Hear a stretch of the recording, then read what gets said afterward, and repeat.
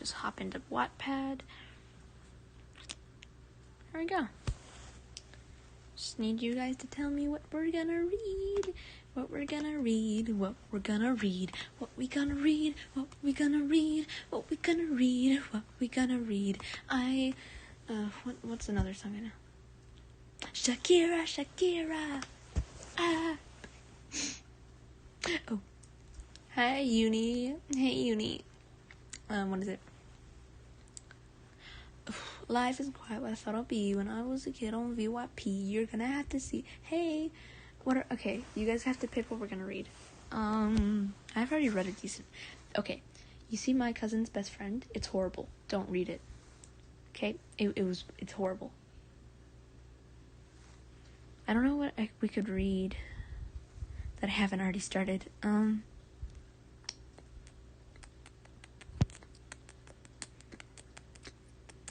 We could read Pazarin. That's a depressing bedtime story, but we could read it. What's archived? Oh my god, we could read Her Melody. Oh my god, you need to read Her Melody. Or Their Melody, or Have No Fear. Okay, okay, pick one from my archived, because I really want to read these again. I should probably put Pazarin in archived. Depressing stories about the way she was. Look how long this goddamn book is. Like, Jesus Christ. Hi. And. Okay. Archived dream. Can you read a Dream SMP story? Technically, they're all bedtime story. Yes. Is Ratcheese your favorite child? No. Ratcheese is not my favorite child. They're just very good. Hello, Ratcheese. Read Tommy's unbeatable method of escaping certain death? No. Is that what it is? Can you just pick from these 5. Either pick Pazarin, or pick Your Staring, or pick Her Melody, or pick Your Have No Fear, or okay, we're not doing Their Melody because it's the second book. So pick Her Melody, Your Staring, Pazarin, or Have No Fear. Pick one. Well,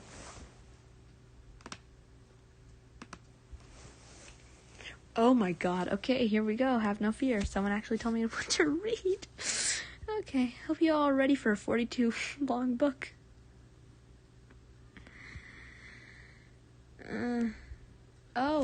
I could read. Okay. Okay.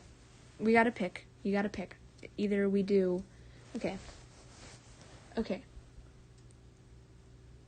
Chloe asks, why is everyone getting mad at me? You're staring? Okay. Oh my god.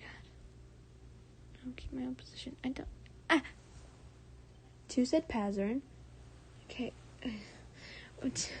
Pick one. Okay, everyone.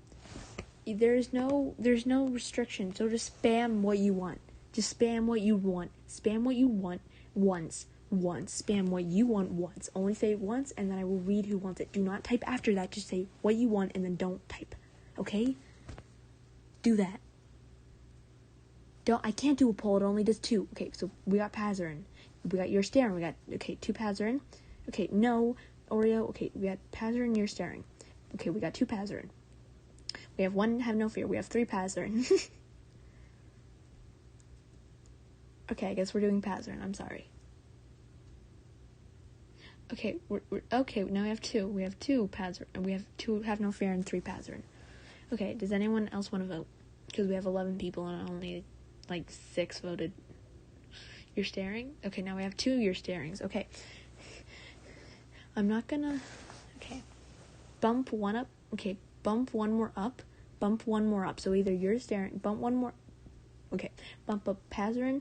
Okay, no. Don't bump up Pazarin. Bump up You're Staring. Or, Her Melody. Okay, Ratcheese.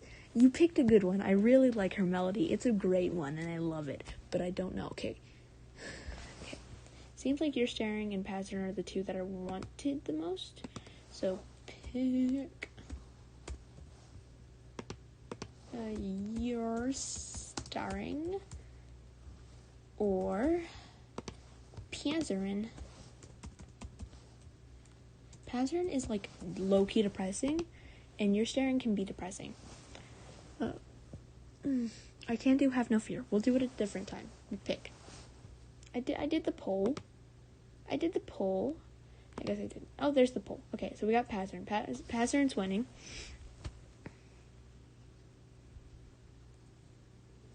I'll let it run its time.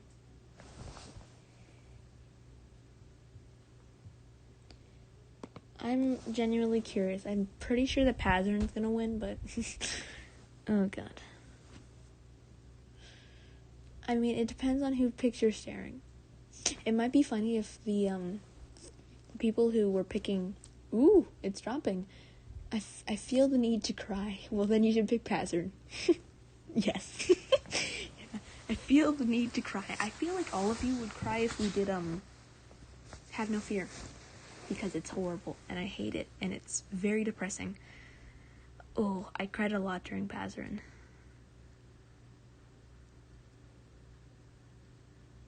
Yeah, did everyone vote? Because Pazarin's about to get depressing as hell. Everyone voted. No, there's three other people. There's three other people. They have not voted. 3 other people vote. I mean, don't be scared to vote. Oh, of our kind needs to vote. Okay, since I'm gonna, I'll vote for your staring, okay? Because I'll add in my vote. So now we're 50-50. So someone needs to vote. Okay? We're 50-50, so someone needs to vote.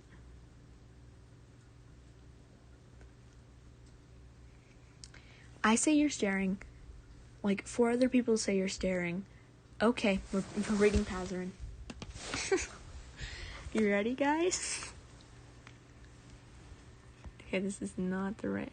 An echoing hymn of our feather Pazarin, they turn to it. Like a box to a burrow, like an eagle to an eyrie. Okay, are you ready? This is really sad. My birds of kind are more and more are feeling. Okay, you ready? Okay.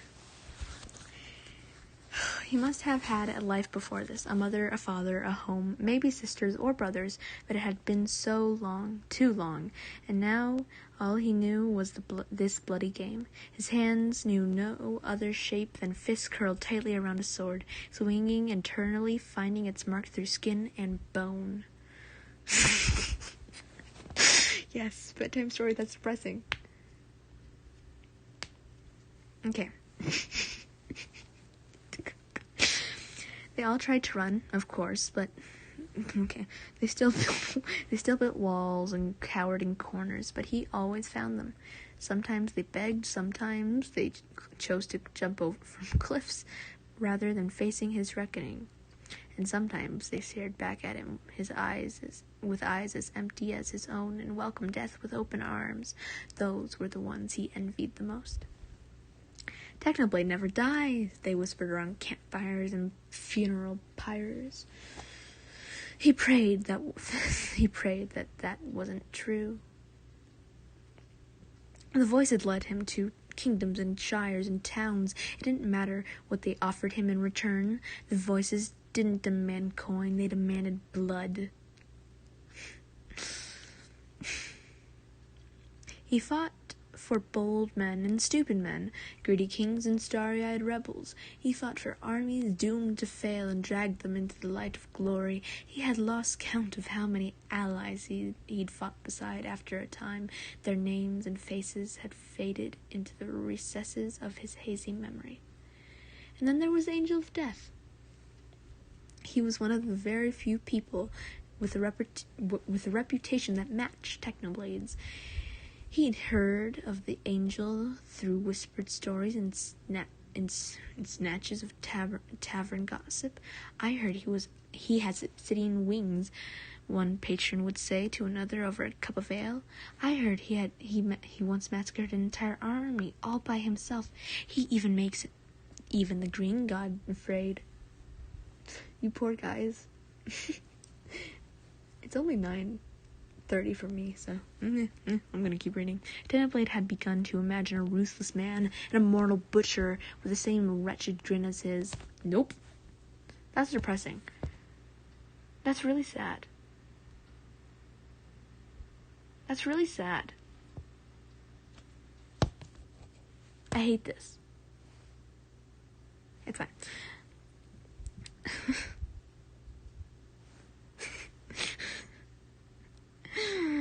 It's fine. But Filza was not an avenging angel. He was just Filza. Goodbye. Good night. One in, one all. 7? Is it like... No, that's too early. Okay, well, goodbye to all of those who are going... Oh, is my reading making you go to sleep, or are you just leaving? Okay, let me just read. They'd met by coincidence in a land of ice and snow. It was barren, but they'd made quick work of it together. First as allies, and then as friends. Through it all, Filza had smiled instead of grinned, laughed instead of cackled. On calmer days, they'd while away time with tea and chess, and silent meditations that quieted the screaming in Techno's head, if only for a little while. You know, I can't do Techno's voice. You know, Techno had said during one of their sparring matches, they had to stay in shape, of course, because peace times never last as long as people hoped. The stories never talk about this side of you.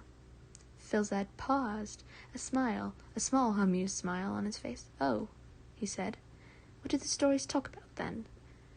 They call you the Angel of Death. Techno dug his heels in as Filza resumed an onslaught of blows with his dulled sword. They said you leave a path of destruction in your wake that nothing... Techno paired and went on the offensive, that nothing is sacred to you. Oh no. Their blades met. They pushed against each other, trying to gain an upper hand, and it was only because they were standing so close that Techno noticed the shift in Filza's eyes.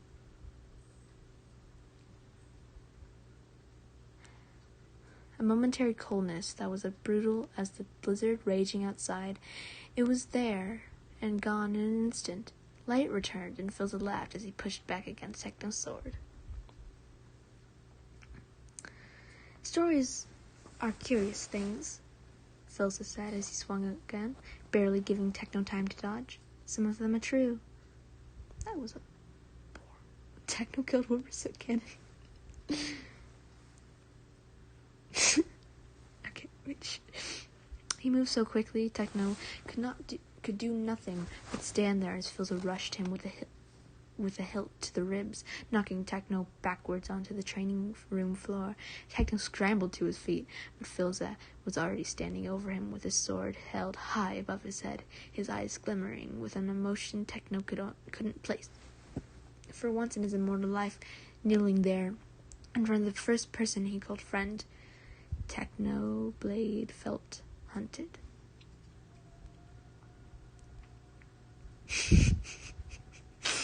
And then Filza lowered his weapon. He smiled gently down at Techno, the soft smile Techno was used to, and offered Techno a gloved hand. And some of them are not, Filza finished. So, best of 2 out of 3. You're a bastard, Techno said playfully, even as the voices screamed, run, run, run, run, run, run. He took Filza's offered hand and pulled himself up beside the man that he was sure could have cut him in 2, no matter how dull the sword edge was. As Filza patiently moved, Techno through all the things he'd done wrong. Small things like foot placement and his hilt grip being an inch off. Techno found it equal parts amusing and frightening that despite his eons of bloody fighting, it only took a few minutes of sparring for Filza to find flaws in his technique. But then again, Techno's technique was particularly polished. It took only one brutal swing to fell most people. Something told him that Filza would be harder to kill than that.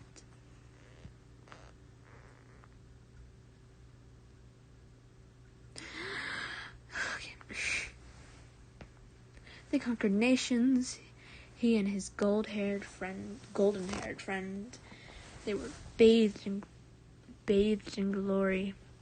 twin gods shining in the middle of the bloody fields. But as their empire grew, so did their enemies.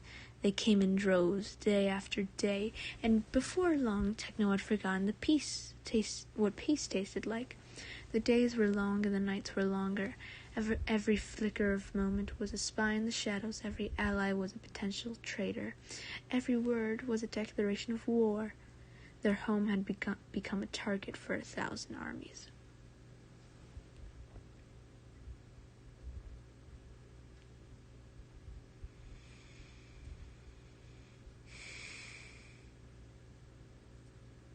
I drop-kicked that self-defense. I'm not reading Monster Energy that sounds like it's a fanfic that's really bad and dirty, so no. Through it all, his one constant was Philza, until he wasn't. Techno simply looked up one day from a map detailing enemy lines and realized he'd been talking to empty air.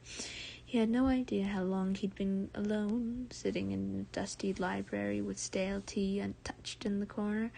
He had no idea if Philza ever said he was leaving, or if he simply went as he arrived, suddenly, swiftly, like a snowstorm.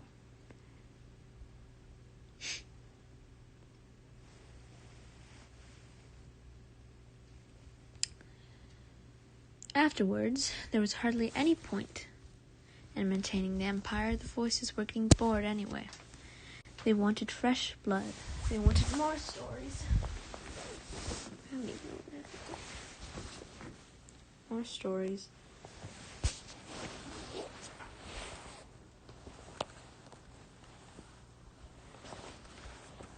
So Techno took his sword and shield and abandoned the ship. He'd done it 1,000,000 times before, but he thought of a chessboard lying unused and crumbling castle made him feel something close to regret.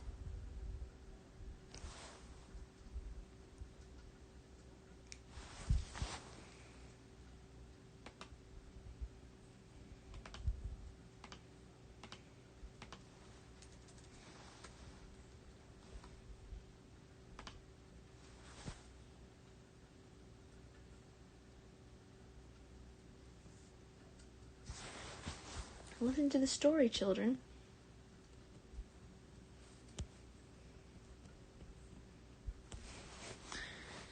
Technoblade wandered the world, quenching his thirst, trying to appease the voices.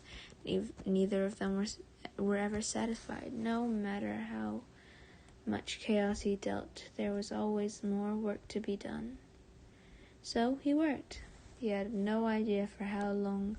All he remembered from the bloody time was a sense of unfulfillment. Like a story had been left unfinished halfway through.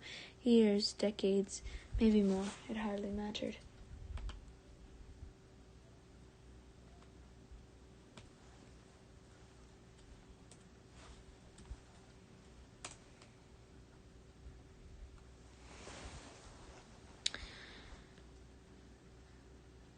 In the end, he knew, it would all be the same. The world would end and he would remain, always fighting, always alone.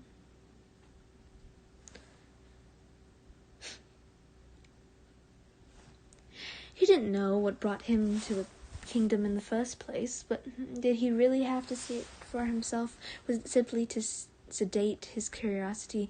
Was he bored, or did he hear of a kingdom untouched by wars and petty grudges of its neighbors, keeping its peace and neutrality for a century, and take it as a challenge? Whatever it was, when Techno stood under the shadow of a gilded castle, watching its flags flutter lazily in the summer breeze, he felt a flicker of a once familiar emotion stir in his heart. There was something about the cobblestone walls and towers rising toward the sky that reminded him of a different palace, somewhere cold and far away. Oh, did Goggy go live? I guess Goggy went live. I'm not subscribed to Goggy. Okay, goodbye. Who left for Goggy? It's gone now. Oh, wrong thing. Okay, bye, Max. Okay. Hello, stranger, one of the guards at the gate called out. You sightseeing? Technoblade paused at the man's cheerful tone. Most of the guards that caught sight of Techno's sword and blood-red cape were quickly to draw their weapons, but aside from spears that seemed more decorative than threatening, the guards at the gate didn't seem to be on guard at all. Hubris, the voices said. This is a kingdom of hubris. I don't know what that word means. Let's look it up. Nope. They used to have it. Okay, arrogance. Okay. Why do you... Yeah, bad's life.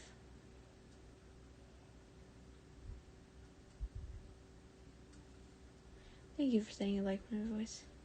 BBA's, Bad Boy Halo. Brandy's a Prodigy. Twitch. Yeah. It's on Twitch. That's nice of you. Hannah's also live. Anyway. It was the rainbow. Anyway. Perhaps Techno dawdled, indulging the guard. Although, I suppose I'm more curious about the inside rather than the outside. Why didn't you say so? The guard beckoned Techno forward. The castle is always open for tourists. Just come right in. I don't know if he's English. I would do an English accent, so I'm doing American, because I don't know. Anyway, that was how Techno found himself walking leisurely down the halls of a castle that, under normal circumstances, he would have been storming, blades drawn. The guards had drawn the line at his weaponry, and made him discard his swords at the door, as if Technoblade needed more than his hands, and sometimes not even those, to wreak havoc. The castle's laxness and insecurity was disproportional to the opulence. Within, lush carpets softened Techno's footsteps, elegant tapestries decorated the walls, flowers bloomed from vases as tall as him, and oil paintings and gilded frames, paintings of solemn landscapes, of wild animals roaming a cultivated garden, of a dark-haired boy astride a white horse, and of a smile in the corner of his mouth, and of the king. Why are you doing this? Why? I mean, yes, rat giggle champ. No. That's weird, champ. There should be a Ratchet supremacy. Start the hashtag. Start the hat. Ratacheese. Sue. I'm totally not looking off someone else to know how to spell. There. Okay, anyway. Technoblade stopped under the painting, nestled between vases of irises. Oh, he thought. That's why. It wasn't hubris making this kingdom think they were protected from everything. It was their king. Hi, I'm here. I'm just reading. Rendered in paint and shadow, he looked just as Technoblade remembered, the years leaving no mark on his immortal face. He was standing behind the modest throne, his hand laid gently on the shoulder of a dark-haired woman. That must be his queen. Kristen! In the queen's arm was a golden-haired toddler, sleeping peacefully. On the floor by her feet, with his legs crossed under him, was another child, older, with a gold circlet nestled in his brown curls. Wilby! Okay, wait. Gain the voice. Gain the English voice. Wilby! Yeah, there you go. Wilby!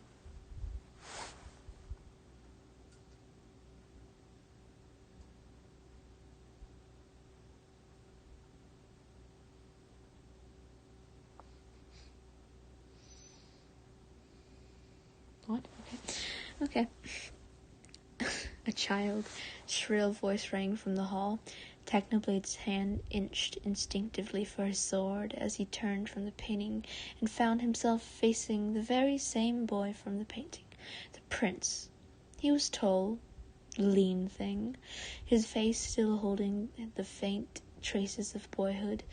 He couldn't have been more than 14 in the painting. He'd been grinning, forever immortalized in delight. But here he was staring, his dark eyes unnaturally focused, as if Techno was a particularly interesting book he was quickly picking apart in his head. Techno had seen that expression many times in the faces of wise generals looking over battlefield arrangements. Hello. Hello. Hello, the prince said cautiously. Technoblade found himself raising his hand in a smaller way. No, I don't want to. No. Okay. Hello. Wilby, wait for me. The first voice called again, closer this time, and heralding the appearance of another child around the bend of the hallway. By his lavish attire and the small army of servants following fretfully after him, this could only be the younger prince. Barely more than a babe in the painting, but now a rather loud 6-year-old.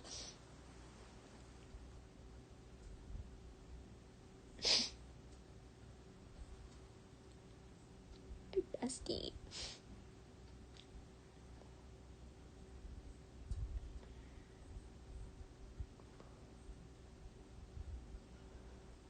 What? Can you not talk about best friends and stuff? I'm just gonna read. The young prince marched purposefully towards his older brother, Wilby, and clung decidedly to his side as they both stared up at Techno. And who are you? The small prince. And who are you? And who are you? The small prince said, and what? He must have intended to be threatening. And who are you? He in a threatening tone, but it sounded only like he was a child. A child.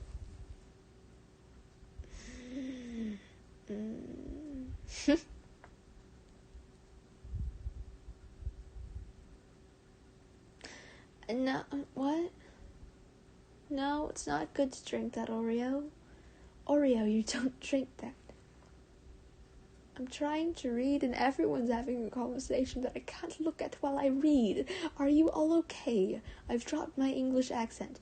Okay, goodbye, Bonnie. I hope you... Bonnie? I don't know. Okay.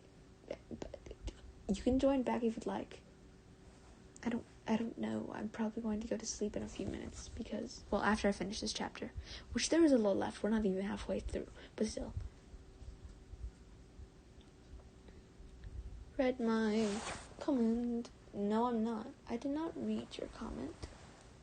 Whoa. Don't. Yeah, that's what I thought. I didn't read your comment. I'm just stopping for a second.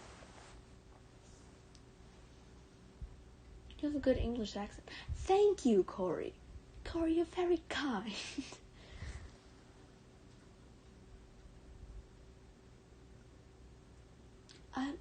Okay, well, goodbye, Bonnie. I'm going to read, so I don't know. I might read the next chapter as well. But we're going to do now every night. Every night it'll be a bedtime story that I read Pazzer into everyone. So when we get to Tommy's chapter, you'll all be crying when you go to bed, which I'm sorry about. But yeah.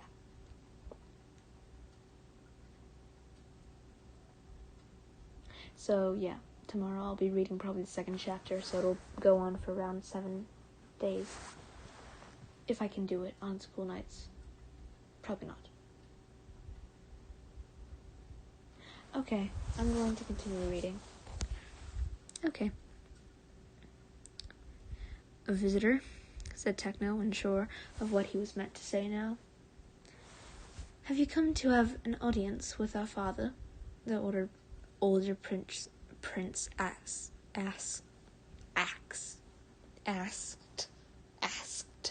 Why is asked such a weird word? Asked. My God, my Americanness is fleeting. It's Pazarin just bread.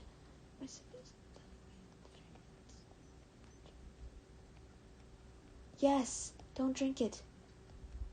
Don't do it. No, I'm just gonna keep reading, and I'm not. Oreo, listen to our mother, and don't drink the fucking milk.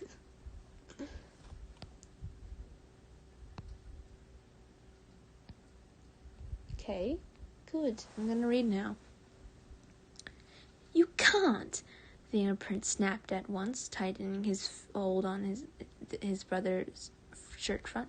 Dad promised today was our day with him, so you can't just leave now. Thank you. Tommy, calm yourself. But Wilbur, Dad said... I know what Father said, Tommy. The little prince. Wilbur, then, not Wilby. Gods know what Techno would have said and done if the man had truly named his son Wilby. Was still staring at Techno with like a vulture waiting for a dying animal to drop. So, visitor, what is your business here? I have no business, Technoblade said. I am visiting, sightseeing. I am a traveler. First you were a visitor, and now you are a traveler. This exchange would be much easier if I knew your name.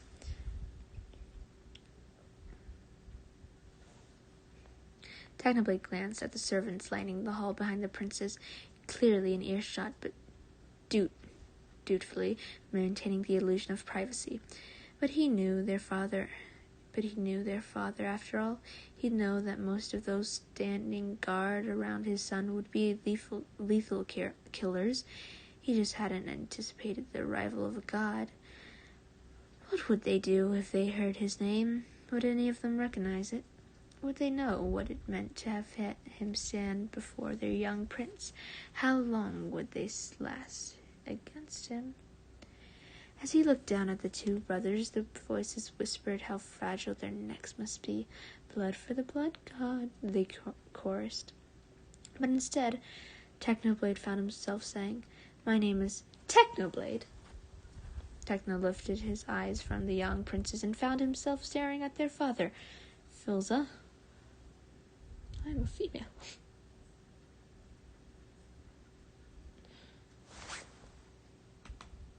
That's a no-no. I looked away for a few seconds, and Chloe, you just literally just told him to do that. Chloe, don't be rude to him. Don't be rude to him.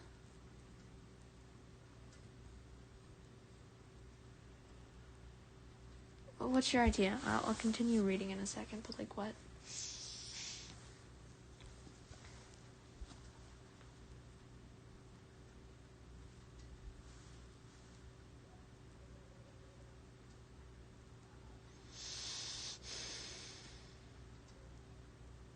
Say your idea. Okay, I'm just gonna keep reading. Filza stood at the end of the hallway, undoubtedly following the familiar cadence of his son's voices. He glanced at them now, still standing before Technoblade like unwitting sheep, waiting for slaughter. But Filza's eyes showed no fear.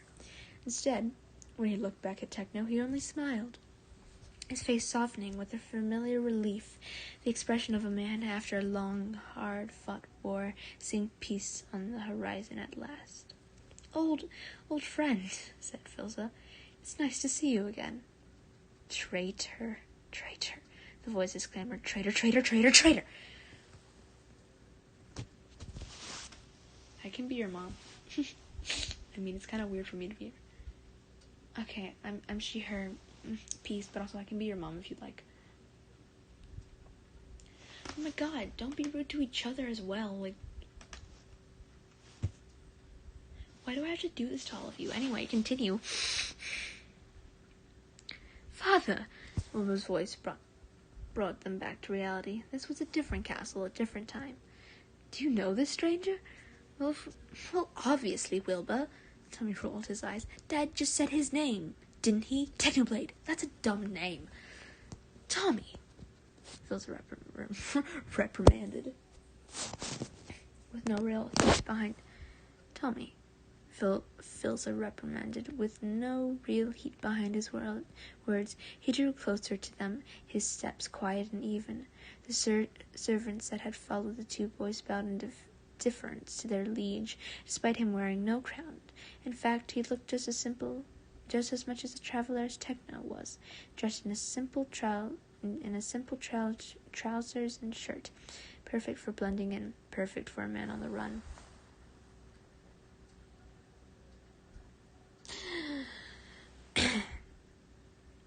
It's been a long time, Filza said when he reached them, putting a gentle hand on... It's been a long time, Filza said when he reached them, putting a gentle hand on the top of Tommy's blonde head. The boy arched towards its touch like a sunflower reaching towards the sun. Technoblade didn't know if the move was calculated or just a simple act of affection, knowing Filza both. How have you been? How have I been? Techno repeated numbly, feeling a familiar chill creep into his bones. Actually, Filza interrupted before kneeling to look his boys in the eyes. Wilbur, take your brother out to the garden for a bit. Yeah? Wilbur pouted, for once looking like a boy his age. But you said...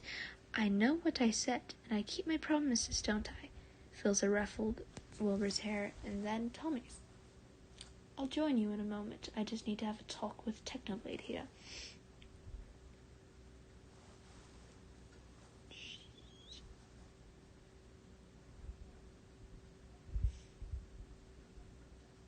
Your glasses broke.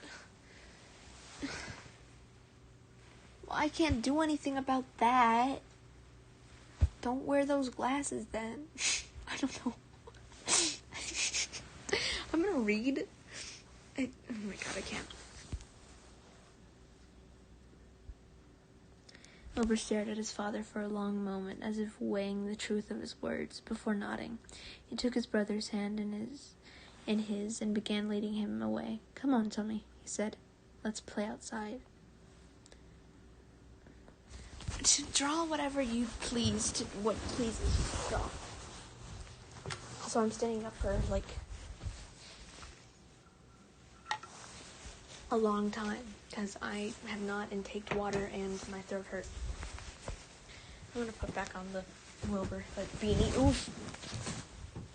We're taking a little break, because I'm pretty sure, we're halfway through.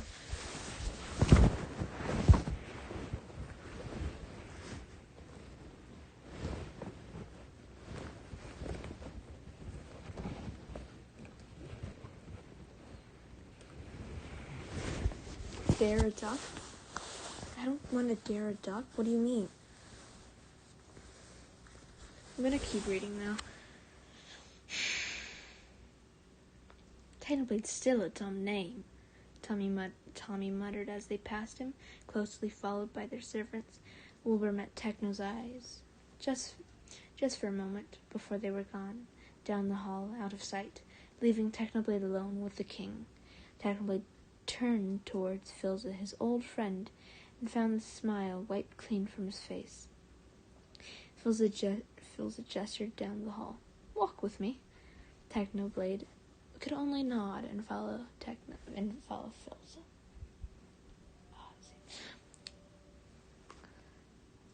They were quiet as they walked. Techno remembered days like these during their time together, long days of companionable silence, as they simply existed together. But there was something different this time. There was an edge. Techno could sense Phil sizing him up, tallying his hidden weapons, calculating his improvements. In turn, Techno mapped his escape routes as Phil's led him through the halls. Then, up a sweeping flight of stairs. He did not want to expect violence from Filza, but he hadn't expected to be left behind either.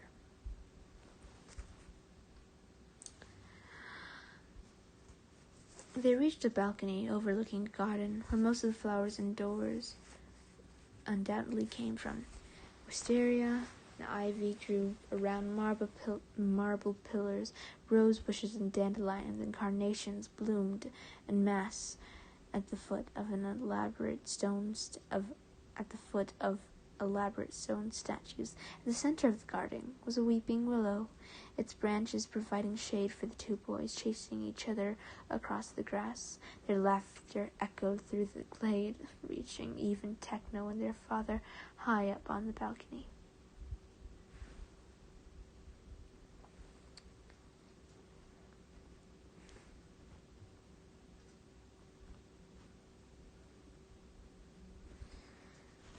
They're a handful. Phil's soft tone turned Techno's attention away from the princes.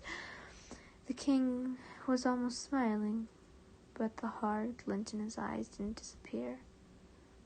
Wilbur was quieter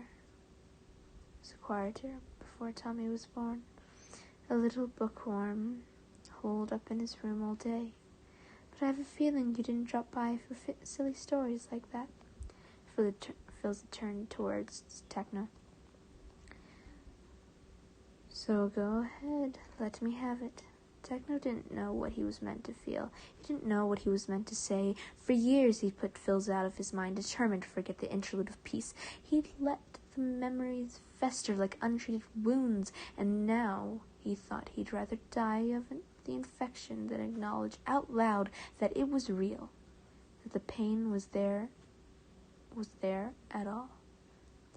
I didn't mean to drop by, Techno said eventually. I didn't know this place was yours. I can leave if you... No. Phil shook his head. Don't leave. Truth be told, this reunion was inevitable. Or, I hoped it was. How long have you been here? Philza considered. How long has this kingdom been standing? Phil, that's...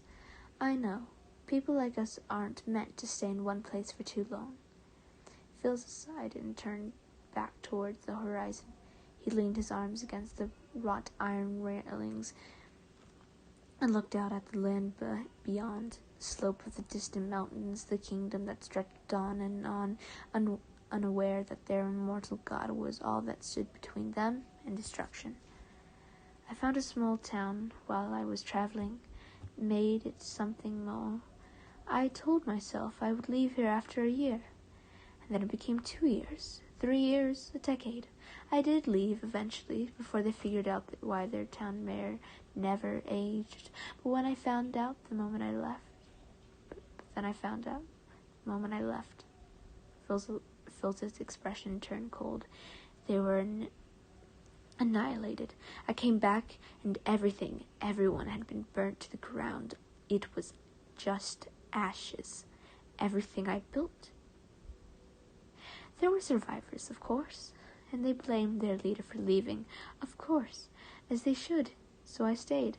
I built it back up again, from a small, decimated town to what you see today. As far as people know, leadership has been passed on from one king to another who looks vaguely like him. I'm sure the eldest of them have their rumors, but it is really so bad to be known.